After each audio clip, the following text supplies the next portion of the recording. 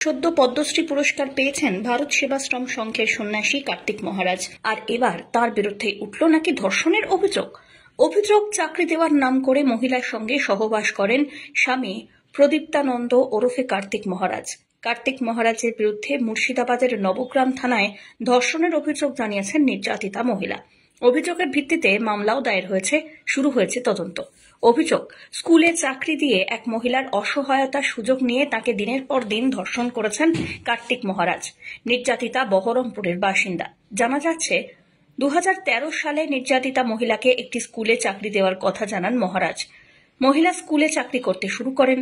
স্কুলের আবাসনের 5 তলায় তাঁকে থাকতে দেওয়া হয়। অভিযোগ, দিনের পর দিন তার অসহায়তার সুযোগ নিয়ে শারীরিক সম্পর্ক স্থাপন করেছেন কার্তিক মহারাজ, যার জেরে মহিলা একবার গর্ভবতীও হয়ে পড়েন।